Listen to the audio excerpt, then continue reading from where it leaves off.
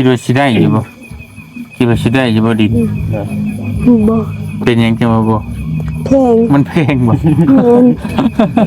ก็ต้นน้องนี่แหละคือสิได้เฮาก็สู้ส้นเลยพี่น้องกับเบาเตียงเป็นมากก็ ประมาณ14ล้านเนาะตีเลขกลม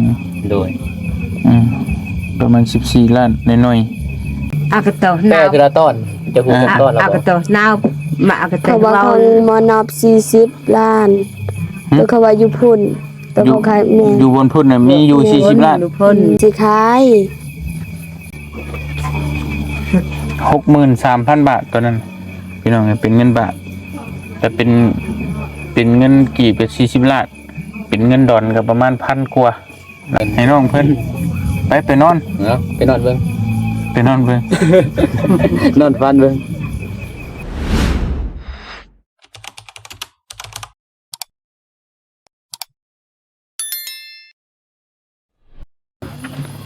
เอาพี่น้องเลยเนาะ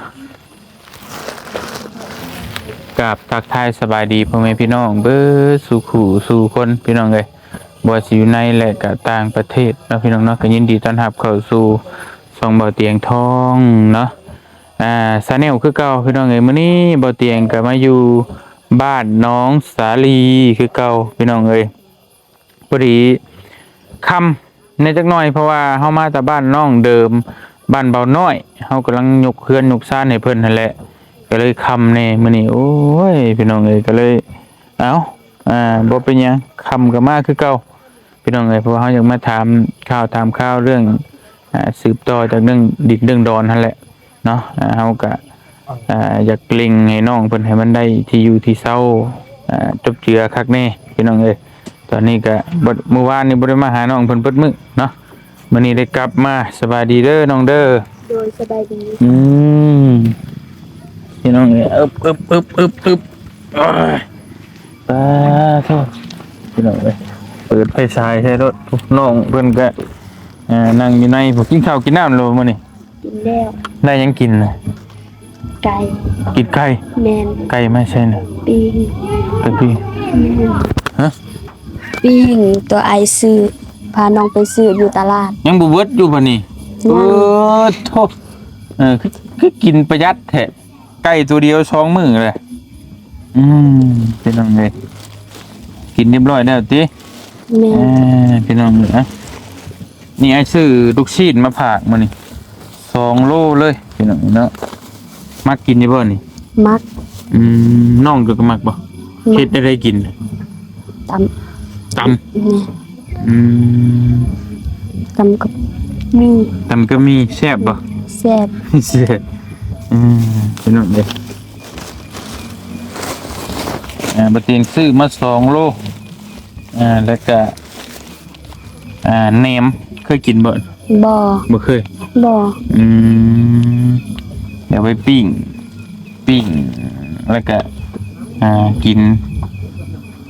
กับข้าวฮ้อนๆไปโรงเรียนบืนบ่ได้ไปได้เนาะบืนเนาะ แม่น หยุดแล้วพี่น้องเอ้ยเอาไว้เด้อ โดยขอบใจอ้าย เอาไว้กินพี่น้องเนาะ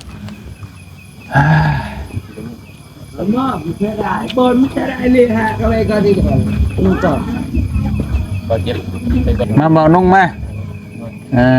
พี่น้องเลยมาพี่น้องเลยคุยกันก่อนบ้านนี้เนาะมืด มือตุ๊บ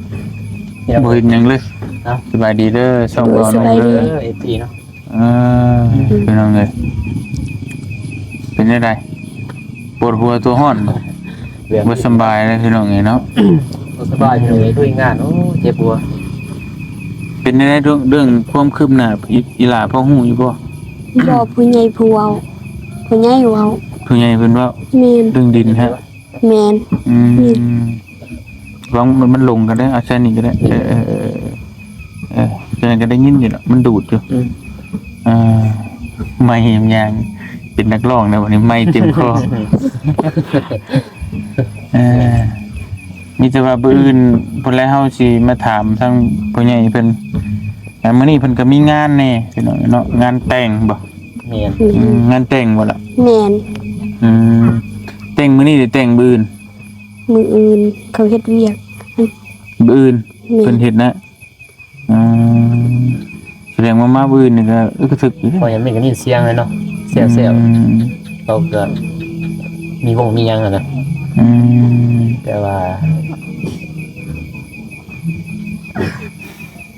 คณะมาตอนเว้นนี่ก็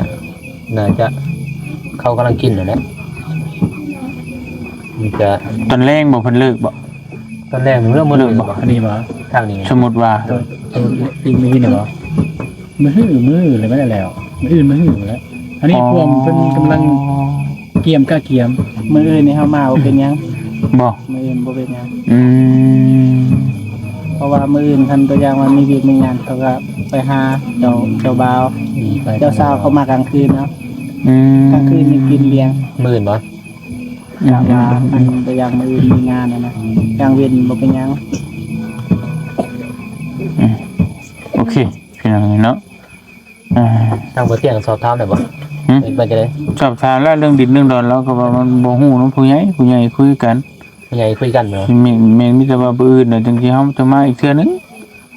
มีแต่ทางพอเฒ่าเพิ่นเนาะ แม่น เออ คุยกับว่าทางผู้เฒ่าผู้ใหญ่เพิ่นนั่นแหละ ทางเพิ่นนี่ยังบ่ทัน ต ฮู้ อนนี้ก็เฮ็ดเวียกเฮ็ดงานตอนนี้ก็มันมีงานแต่งนะเฮือนข้างๆน่ะเปิดตู้ตุ้มๆๆเดี๋ยวเพิ่นก็ซอยเวียกซอยงานนั่นแหละพี่น้องนี่เนาะ นี่ อืมมื้อนี้หลานไปโรงเรียนอยู่บ่ ไป อืมมากกังเว้นก็สิบ่เจอหรอกค่ะพี่น้องเนาะเป็นได้แนะนำสั่งจันทร์เฮาใส่ได้อยู่บ่ ใส่ได้ มาต้มกินแซ่บอยู่บ่ ก็พอกินอยู่ พอกิน มีแต่อยากให้เบิ่งนั่นแหละเนาะ มันก็ซ้ำน้ำเปล่าแน่เนาะ แม่น มีแต่ระมัดระวังนั่นแหละยันบ่ให้คนไปลิ้นเด็กน้อยไปหยัง อยากแต่น้องก็เลยอยากไปผู้เดียวไอ้ตกลงกัน อืม เบิ่งน้องแหละ ก็มีแต่เอาสลามมาอึบไว้เอาน้ำ โดย ตัดเอาน้ำมาหุบมาปิดไว้พี่น้องเพราะว่ามันสิได้ปลอดภัยเนาะทางบ่เตียงก็ครั้งแรกได้สิได้ขุดน้ำให้คนนี่ ก็ บ่เคยขุดจักเทื่อ แป๊บเดือนมื้อนั้นจะว่าสิเฮ็ดแล้วเฮ็ดบนสวนผักอีหยังนั่นแหละสิไกลนั่นนะ แต่ว่าทางพอเฒ่าเพิ่นจะยังค่าเนาะเพิ่นยังค่าอยู่ไปงานเลยเดี๋ยวถามเพิ่นว่าได้อยู่บ่นะเพราะว่าอยากให้เพิ่นน้องเพิ่นก็ปลูกผักนะ FC เพิ่นก็คอมเมนต์มาเพิ่นว่าอยากให้น้องนี่ปลูกผักกินมันจังบ่ได้ไปหาแหละดีกว่าจำแจวเพิ่นว่าถ้าเฮาไปหาซื้อตลาดก็บ่มีดอกคือว่าบ่มีเงินมีคำนั่นนะก็เลยว่าอยากให้ทีมงานเฮานี่เฮ็ดสวนครัวให้แน่เพิ่นว่า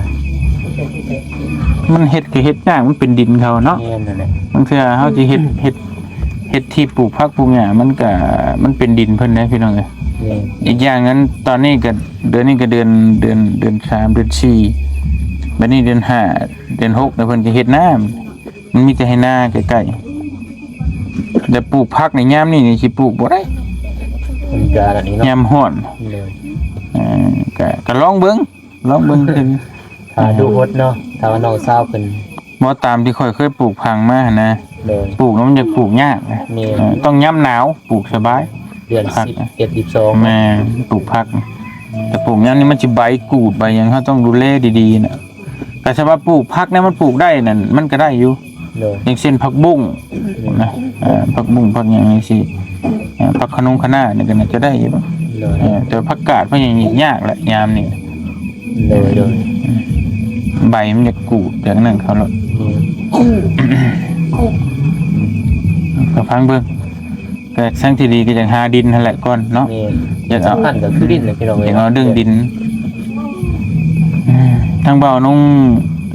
มีคำเก่าตอนนี้เนาะ เลย ยังค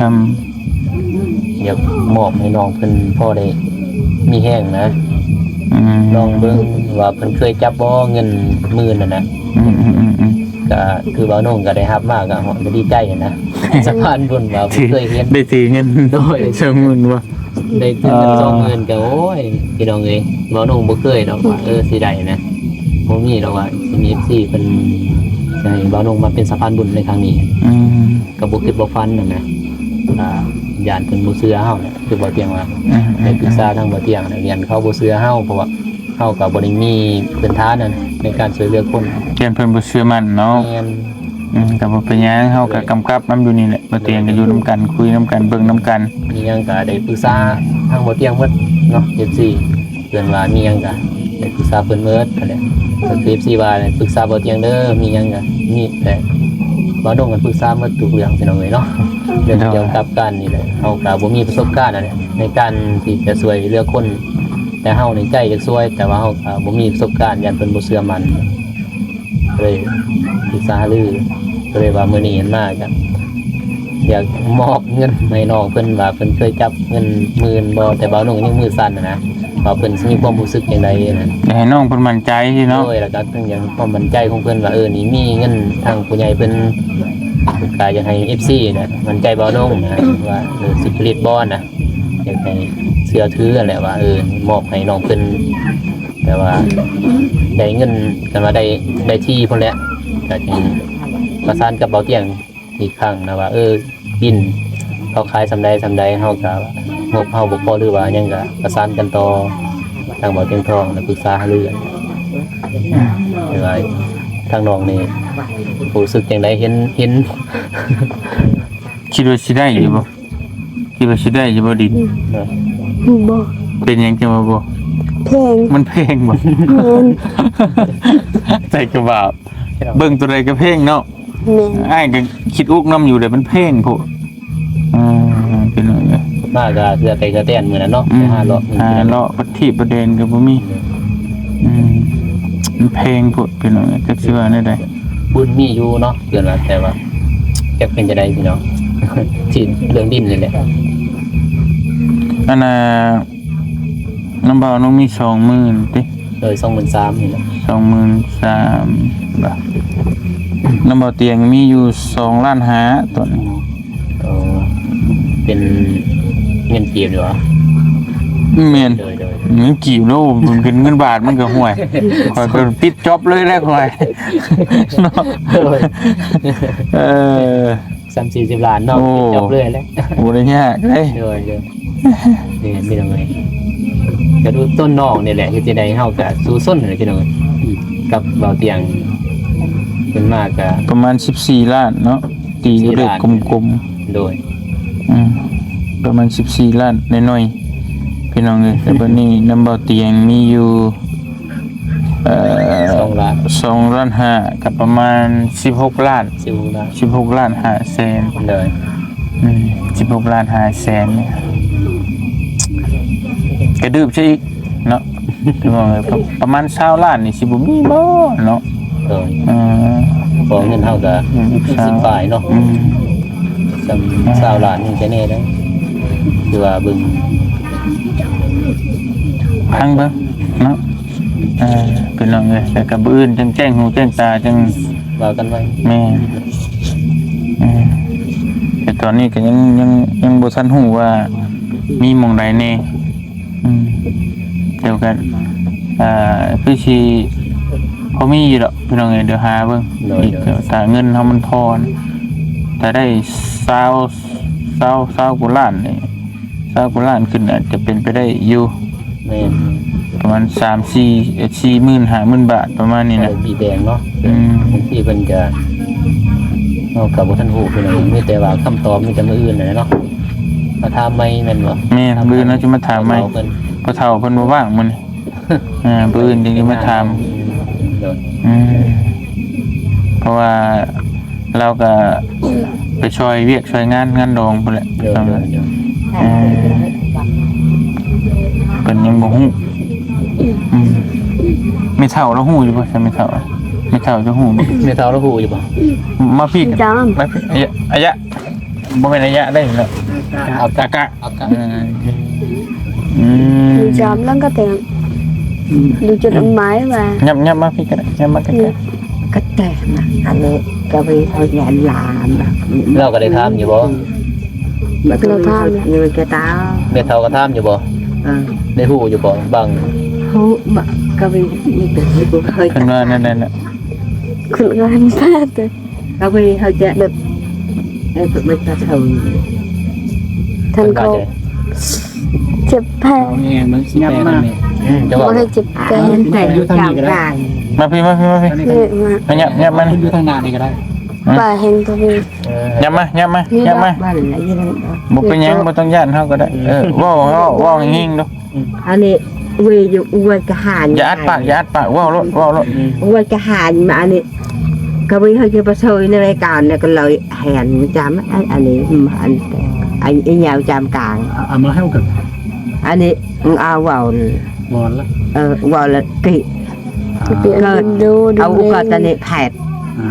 มาเกิดกระแตประจำกระดันชาให้ใช้น้ำตอกที่แปะก็นักดึกก็นักดึกตอกก็ให้ก็อีกประเสริฐอีท่อใดท่อกระตัดแต่ประเสริฐมาก็เรื่องจูฮางมาคนมาได้ดังได้เต็กจูปี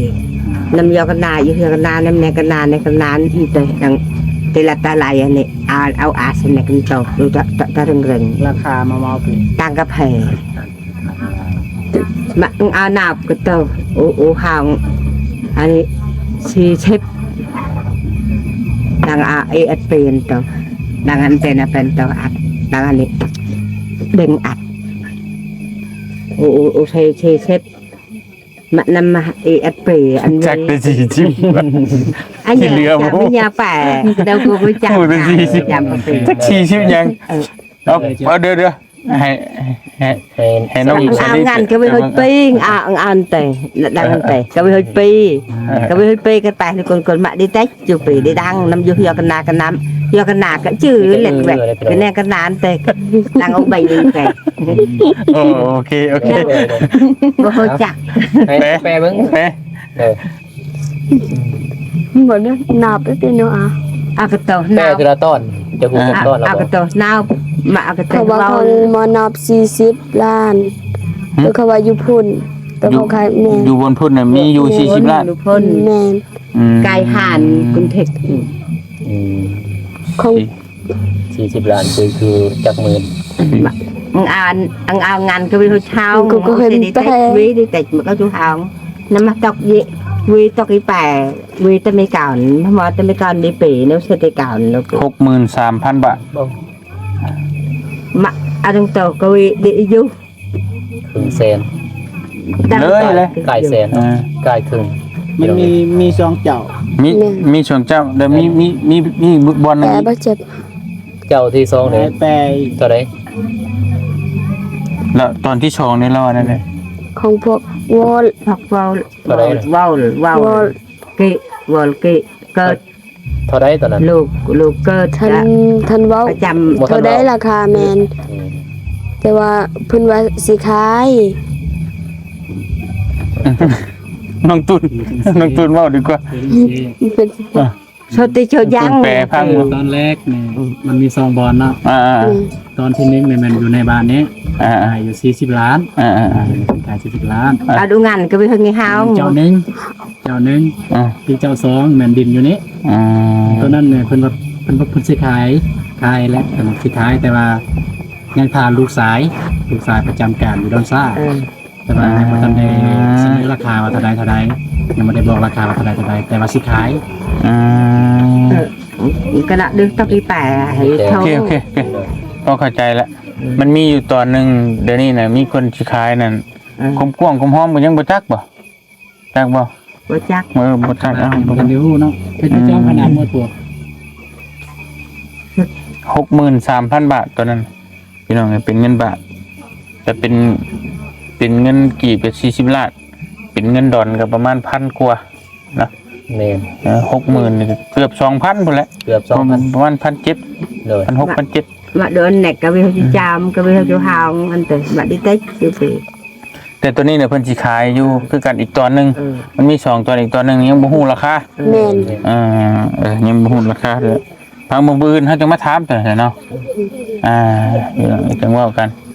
แต่เงินในปัจจุบันนี่เฮามีอยู่ประมาณ16ล้าน5แสนกีบอ่ะ เลย สมมุติว่า20,000กว่าๆเนาะ ประมาณนั้นมัน 20,000 ปลาย ยังอีกยังยาวยังอีก ยังบ่ครึ่งนะ บ่ครึ่ง ยังบ่ได้ฮอดครึ่งครับ 40,000กว่า dạ มีแต่มื้ออื่นจังสิมาให้เพิ่น จังว่ากันใหม่อีกพี่น้องเนาะ โดย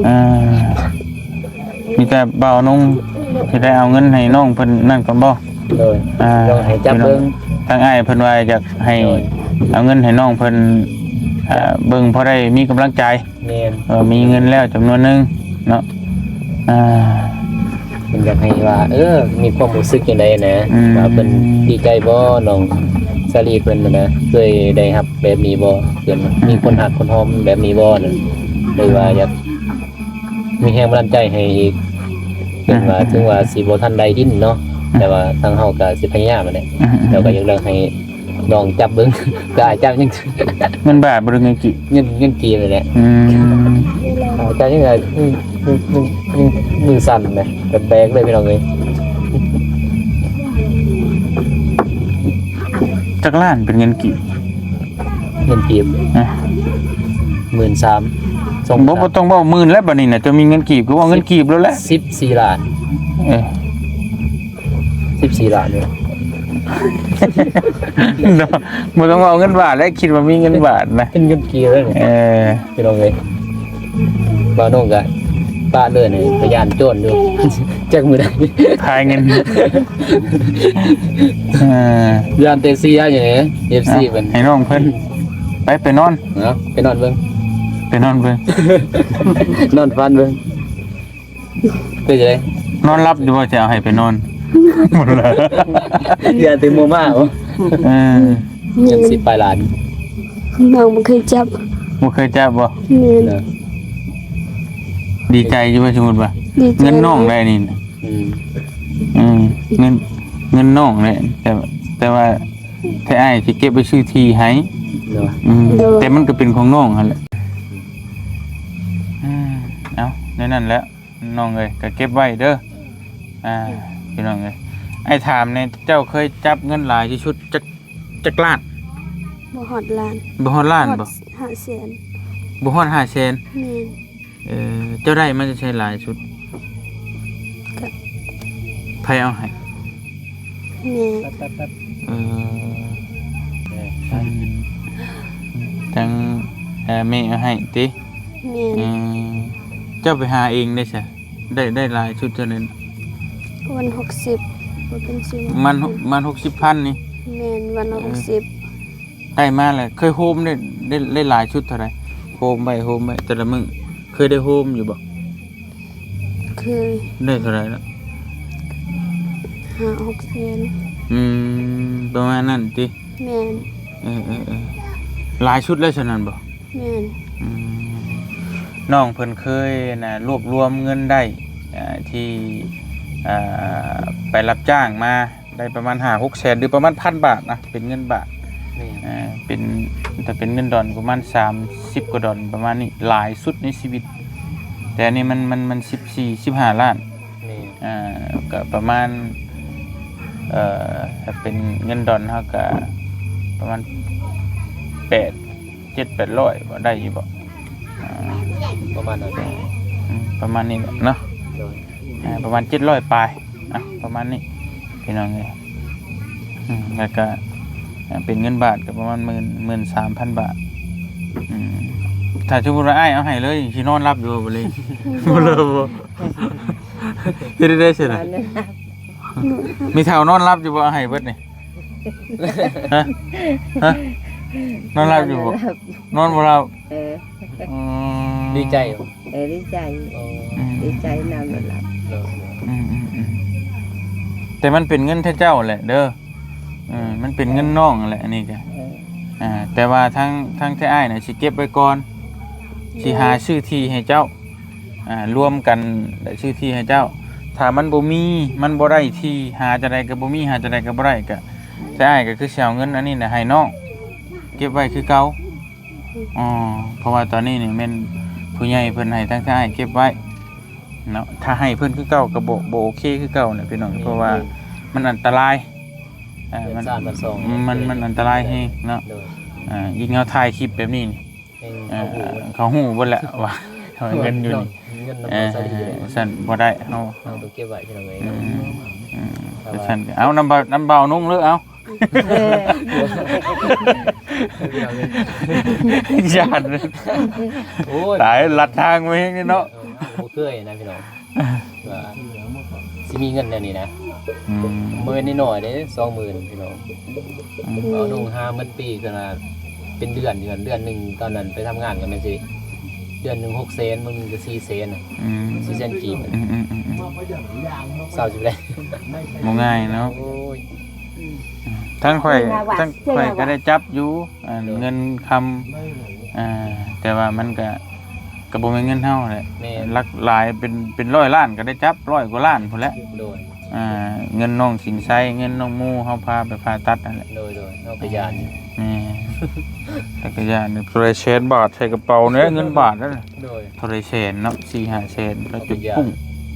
อืม แต่เบานุ่งนี่นะซ้ำ20,000นี่ก็ยานอยู่พี่น้องเอ้ยเองออกคลิปเองแห่งคัก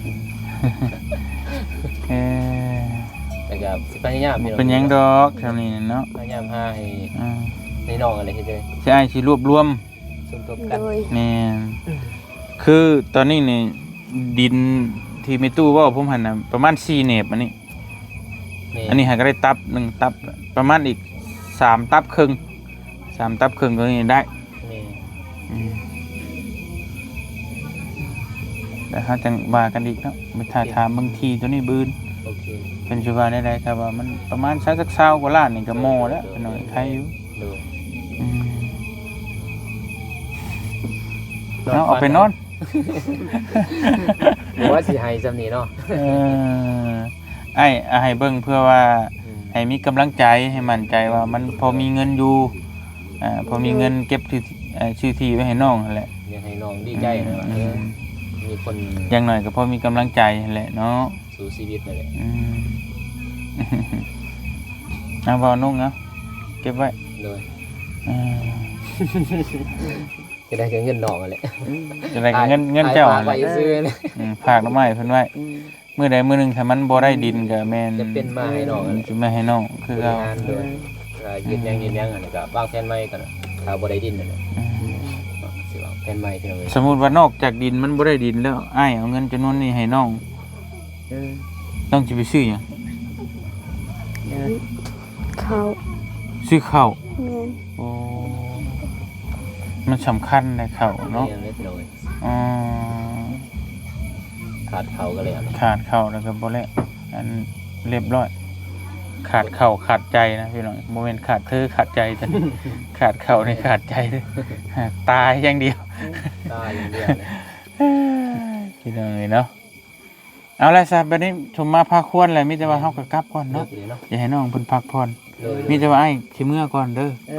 กลับไปพักผ่อนก่อนเดียว โดยเดินทาง บืนจังว่ากันอีกเทื่อหนึงเด้อ โดย บืนบ่ต้องไปไสเด้ออยู่เพื่อนนี่แหละ โดย โดย ทั้งที่ไอ้ก็สิมาเยี่ยมมายามพี่น้องเอ้ยน่ะก็ช่วงบ่ายๆพุ่นแหละสิมา แม่ เพื่อเฮาไปเวียกพุ่นในบ้านน้องเดิมบ้างหยังแน่ มัน เนาะ ยังหลายกันเนาะทางนั้นก็บางทีก็สิคำๆแน่เด้อมึง ไปซะเด้อน้องเด้อ โดยเดินทางปลอดภัยอ้า โด ย ยพันดีเด้อ โดย โอ้ยอ่ะท้ายๆนี่มีแต่ให้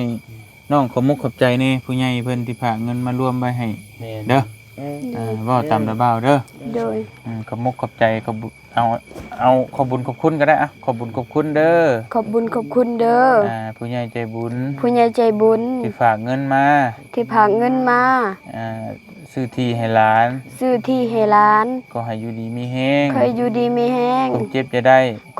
ความเจ็บจะได้ ความไข่จะมี ความใครจะมี ก็ให้ร่ำให้รวย คอยร่ำให้รวย สาธุ สาธุ เป็นอย่างนี้เนาะเพิ่นก็ฝากเงินมาไว้ผู้เล็กผู้น้อย โดย ก็พอได้จะให้ที่ชื่อที่ไว้ให้หลานเพิ่นแหละอีต้นว่าซั่นเห็นแล้วก็โอ้เฮ็ดจังได๋เนาะไปมีแต่ทั้งท้ายก็สิพยายามเด้อน้องเด้อพยายามชื่อที่ให้ได้อีต้นพี่น้องเฮ็ดได้ก็พยายามให้มันได้ โดย เนาะ ตั้งใจทำงาน โดย เฮาก็ กลับกันเด้อมีตู้เด้อสบายดีเด้อ สบายดี สบายกันเด้อแม่ตู่เลย ไปพี่น้องเอ้ยสำหรับคลิปนี้เฮาก็ขอตัวจบคลิปเลยเพราะว่าลายกันห่างเพราะว่ามันมืดแหละเนาะเดี๋ยวไปที่ไหนก็มืดปี้ไปเบิดพี่น้องเอ้ยกลับกันเด้ออยู่ดีมีแฮงเบ่ทุกผู้ทุกคนเจอกันมื้ออื่นสบายดีพี่น้องเอ้ยไปเมื่อ ไป ปิดเลย